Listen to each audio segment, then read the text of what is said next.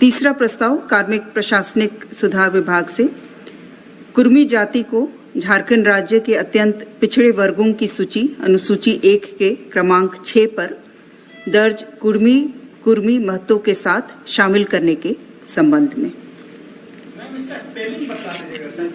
जो स्पेलिंग जो शामिल अब किया जा रहा है वो क में हर्षो उ, र म में ई, पहले कुर्मी और दूसरी तरह से जो कुर्मी को स्पेल किया जाता है वो शामिल था। उसके साथ ही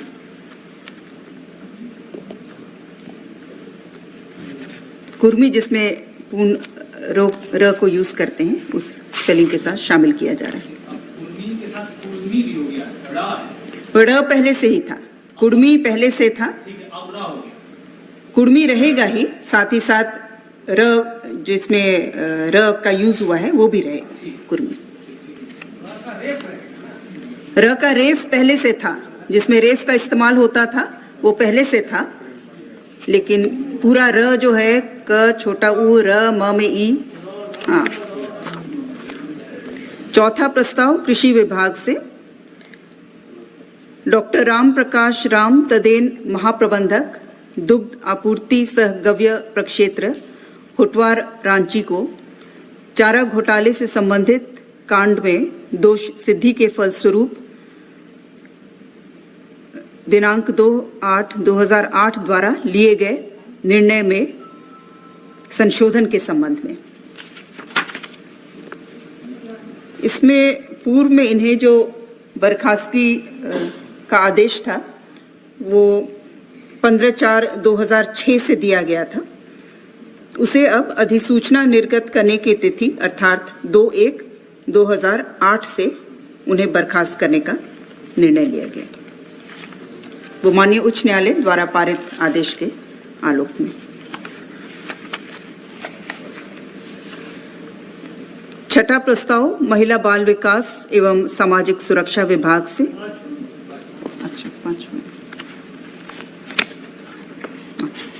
पांचवा प्रस्ताव कृषि पशुपालन सहकारिता विभाग से झारखंड सहकारिता अंकेक्षक संवर्ग नियमावली 2014 के अध्याय 3 सीधी भर्ती नियम में संशोधन के संबंध में।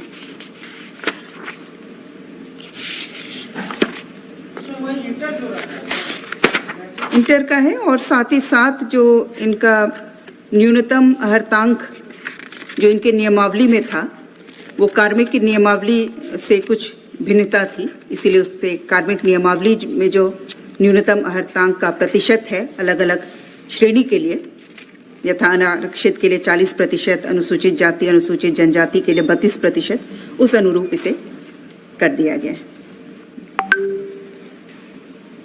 आधे घंटे में बुला लीजिएगा एक्साइज। छठा प्रस्ताव महिला बाल विकास एवं सामाजिक सुरक्षा विभाग से राज्य योजनांतर्गत संचालित आंगनवाड़ी केंद्रों के सुदृढ़ीकरण योजना के अधीन राज्य के आंगनवाड़ी केंद्रों एवं लघु आंगनवाड़ी केंद्रों में कोरोना संक्रमण काल के दौरान आपूर्तित 38,900 पल्स ऑक्सीमीटर के आपूर्ति की घटनोत्तर स्वीकृति तथा शेष 37,964 पल्स ऑक्सीमीटर की प्रस्तावित आपूर्ति की स्वीकृति। सातवां प्रस्ताव मंत्रिमंडल समन्वय सचिवालय एवं निगरानी विभाग से पंचम झारखंड विधानसभा के 8वें सत्र में माननीय राज्यपाल महोदय द्वारा दिए गए अभिभाषण पर मंत्रिपरिषद की घटनोत्तर स्वीकृति। आठवां प्रस्ताव स्कूली शिक्षा एवं साक्षरता विभाग से झारखंड +2 विद्यालय शिक्षक एवं शिक्षकेतर कर्मचारी नियुक्ति एवं सेवा शर्त नियमावली 2012 में संशोधन की स्वीकृति। ये भी कार्मिक विभाग द्वारा निर्गत अधिसूचना के अनुरूप। इसमें भी 10+2 से ही संबंधित है, 10th और 12th के संबंध में, और 1-2 और संशोधन है। नवा प्रस्ताव स्कूली शिक्षा एवं साक्षरता विभाग से राज्य स्तरीय आकांक्षा कार्यक्रम अंतर्गत एनटीएससी एवं ओलंपियाड हेतु वर्ग 7 से 10 तक के छात्र छात्राओं तथा क्लैट एवं एनडीए की प्रतियोगिता हेतु वर्ग 11 से 12 तक के छात्र छात्राओं की विशेष कोचिंग संचालन की स्वीकृति।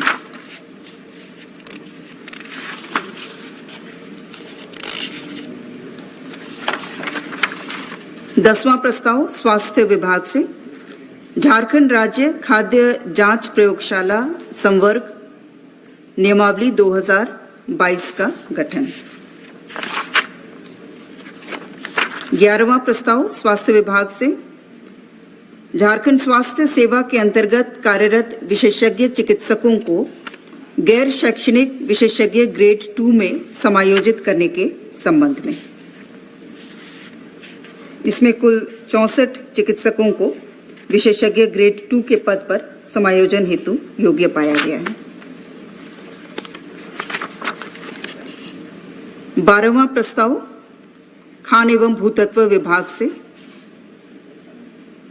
पलामू जिला के पंडवा अंचलांतर्गत मौजा लोहरा गंडरियाडीह कठौतिया एवं गाड़ी खास में अवस्थित लोहारी कोल ब्लॉक के कुल 405 हेक्टेयर में से 126.9 हेक्टेयर गैर वन भूमि क्षेत्र पर मेसर्स अरण्या माइंस प्राइवेट लिमिटेड के पक्ष में कोयला पट्टा की स्वीकृति के संबंध में।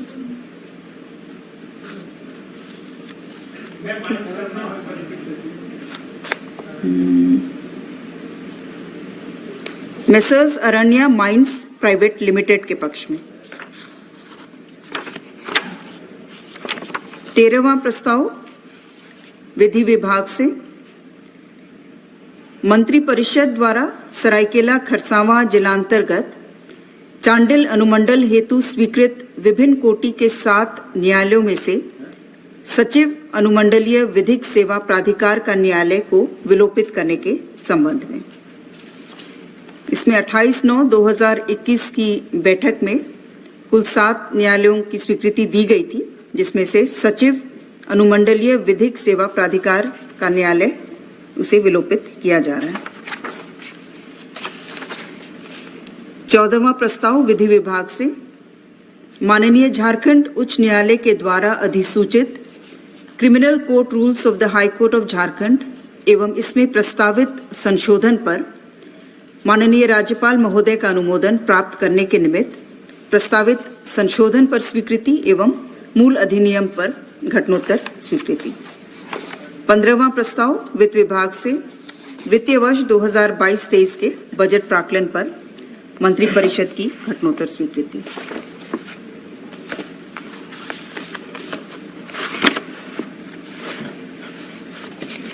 सोलहवां प्रस्ताव वित्त विभाग से वित्तीय वर्ष 2021-22 के तृतीय अनुपूरक व्यय विवरणी की घटनोत्तर स्वीकृति।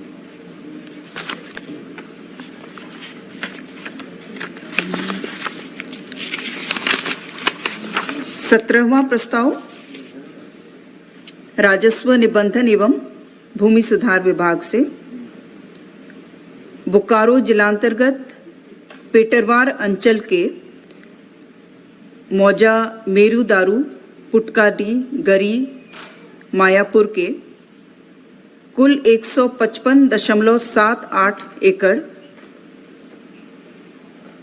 पर कुल देय राशि 36,68,43,349 रुपए की अदायगी पर West Bengal power development corporation limited coal block Pachwara North के निमित्त क्षतिपूरक वन रोपण हेतु वन पर्यावरण एवं जलवायु परिवर्तन विभाग को सशुल्क स्थायी हस्तांतरण करने के संबंध में।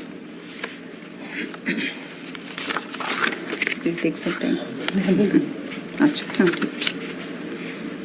18वां प्रस्ताव राजस्व निबंधन एवं भूमि सुधार विभाग से चतरा जिलांतर्गत पत्थलगड़ा के अंचल पत्थलगड़ा के मौजा अनगड़ा कला अंतर्निहित कुल रकबा 1.82 एकर्स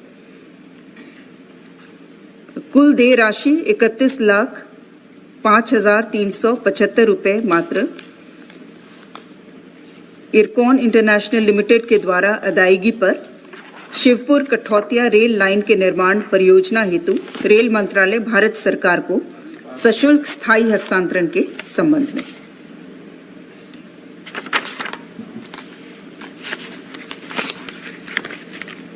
उन्नीसवां प्रस्ताव,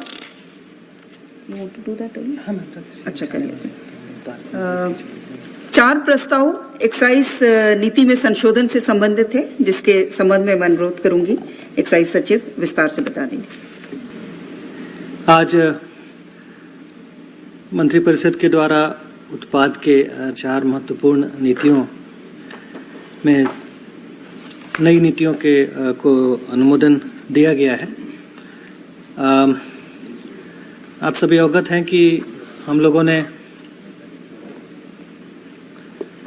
करीब 3 महीने पहले राज्य के जो हमारा उत्पाद का जो इकोसिस्टम है उसमें उसको स्टडी करने के लिए और अन्य राज्यों में जो बेहतर परिणाम आते हैं उत्पाद राजस्व के, उसके परिप्रेक्ष्य में सुझाव देने के लिए CSMCL को परामर्शी के रूप में नियुक्त किया था।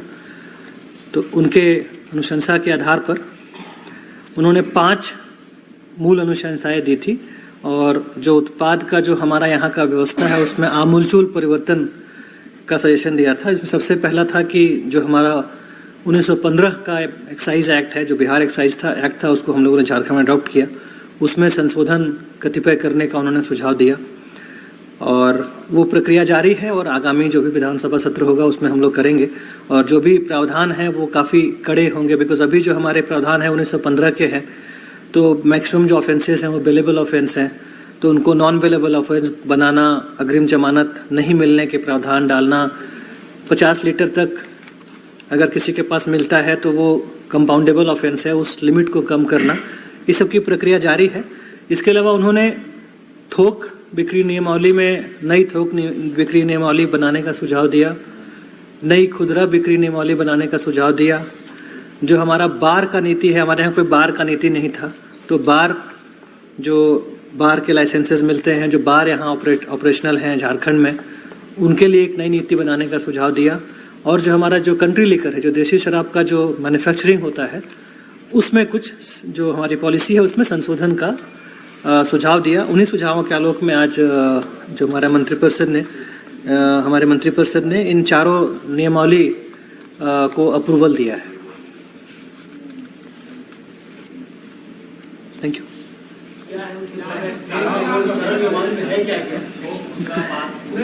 मूल रूप से संसार एक लाइन बनानी है, जो एग्जिस्टिंग है उससे अलग क्या है?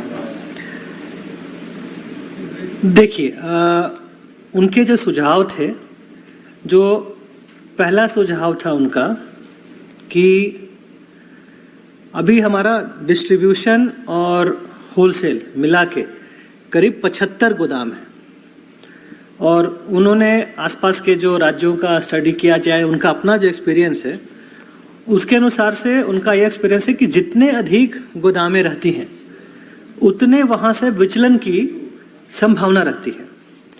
तो अब हमारे पास तो या उत्पाद विभाग के पास या उनका कोई भी जो सिस्टम होगा 75 आंखें तो हो नहीं सकती हैं।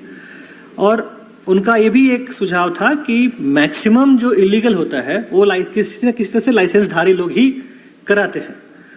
तो इसलिए उन्होंने बताया कि आप प्रमंडल स्तरीय एक गोदाम रखें और उसमें उसको हर तरीके से सुसज्जित रखें, उसमें CCTV लगाएं, उसमें बूम बैरियर लगाएं, पूरी ट्रैक एंड ट्रेस हो। इसके अलावा उनका सुझाव था कि जितने भी हमारे जो मैन्युफैक्चरिंग यूनिट्स हैं, बॉटलिंग प्लांट्स हैं, उनमें भी ट्रैक एंड ट्रेस की टेक्नोलॉजी रहे। और जो ये 5 थोक की जो गोदामें हैं, अब मैन्युफैक्चरिंग यूनिट से इन 5 थोक की गोदामों में डिजिटल लॉक में बंद होके सामानें आएंगी, तो विचलन की कोई समस्या नहीं रहेगी।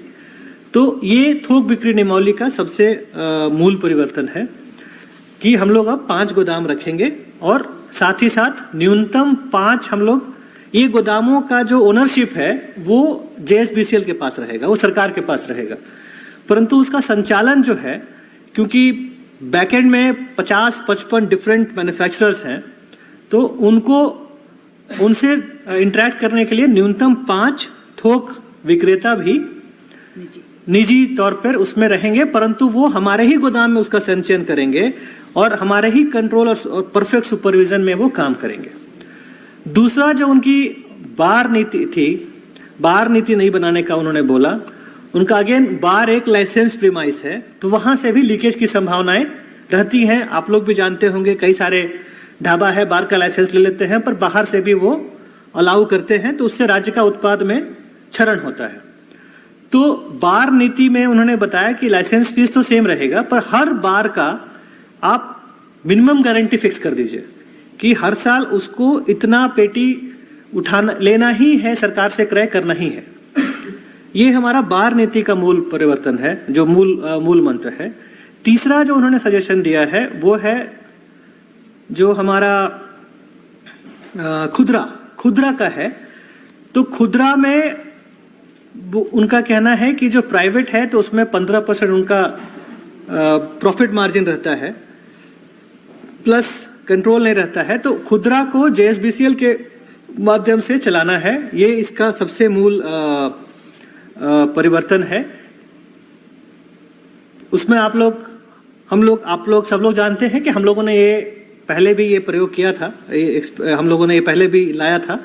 तो उसको स्टडी करते हुए उसमें जो भी खामियां थी उन सभी को दूर करने का प्रोविजन इस नई नीति में रखा गया है। फॉर एग्जाम्पल, हम लोगों ने ये पाया कि पिछली बार जो रेवेन्यू घट के करीब आधा हो गया था, उसका सबसे बड़ा कारण था कि दुकानों की संख्या आधी हो गई थी। तो इस बार हम लोग दुकानों की संख्या 1500 रखेंगे, पिछली बार 750 था। तो उस कारण से चूंकि ज्योग्राफिकल स्प्रेड घटेगा तो उससे लीगल भी घटेगा, परंतु इलीगल बढ़ेगा। ऐसा नहीं खपत कम हो जाता है, इलीगल बढ़ जाता है। और सारा ही जो हम लोग का फोकस है वो इलीगल को कम करके लीगल रेवेन्यू को बढ़ाना। लीगल रेवेन्यू को बढ़ाना का मतलब ये नहीं कि हम सेल को बढ़ाएंगे, वो सेल ऑलरेडी है बट हमारे थ्रू नहीं हो रहा है, तो उसको हम लोग इंश्योर करेंगे। दूसरा जो था उसमें हम लोग इस बार ट्रैक एंड ट्रेस टेक्नोलॉजी ला रहे हैं, अर्थात कि आप किसी भी बोतल को, उसमें एक होलोग्राम रहेगा, QR कोड रहेगा, अपने मोबाइल से आप स्कैन कर सकते हैं और पा सकते हैं कि ये बोतल किस मैन्युफैक्चरिंग यूनिट से बना है, उसके बाद वो वहां से किस गोदाम में गया है, फिर आगे कहां से बिका है। तो वो बिल्कुल, और उसका बैच नंबर, क्या दाम है। तो वो जो ओवर प्राइसिंग की शिकायतें कभी कभी आती थी, वो बंदा खुद देख लेगा। कई बार आप ही लोग लिखते थे कि रेट चार्ट नहीं लगा हुआ है, अब वो बोतल में ही स्कैन करके रेट देख लेगा वो। तो ओवर प्राइसिंग की समस्याएं भी खत्म हो जाएंगी। प्लस हम लोगों ने रिटेल में ड्यूटी में चेंजेस किया है। जो हमारा पहले का जो स्ट्रक्चर था, स्ट्रक्चर सेम है, परंतु उसको हम लोग कम बेसी करके हम लोग इस तरह से किए हैं कि बिना कोई दाम बढ़ाए या ओवर प्राइसिंग किए हुए हम लोग का रेवेन्यू बढ़ेगा। और हम लोगों ने अपने पॉलिसी में ये लिख के दिया है कि अगले 3 साल में कैसे हम, अभी जो 1800 पे है हम लोग, कैसे हम लोग अगले 3 साल में 3000 करोड़ तक का रेवेन्यू एनुअल करेंगे, और उसके बाद आने वाले सालों में भी हर साल 15 से 20% हम लोग ग्रोथ देंगे। चौथा जो नियमावली है वो कंट्री लिकर के निर्माण से संबंधित है। उसमें 2 परिवर्तन है। एक तो प्लास्टिक बॉटल्स, अब प्लास्टिक का यूज सब जगह बैन हो गया है, तो उसमें शीशे के बोतल का प्रावधान हम लोगों ने किया है। दूसरा, कंट्री लिकर के बोतल का साइज और फॉरेन लिकर के बोतल का साइज में अंतर था, जिससे प्राइसिंग काफी उसमें कंफ्यूजन रहता था, तो वो हम लोगों ने उसको भी सेम कर दिया है। जो साइज जैसे 180 ml होता है फॉरेन लिकर, तो कंट्री लिकर 150 ml होता था, जिसका कोई तुक नहीं था। तो वो रैशनलाइजेशन हम लोगों ने किया है। तो ये 4 हमारे नियमावली हैं। इसके मूल जो उसका जो मूल मंत्र है वो यही है।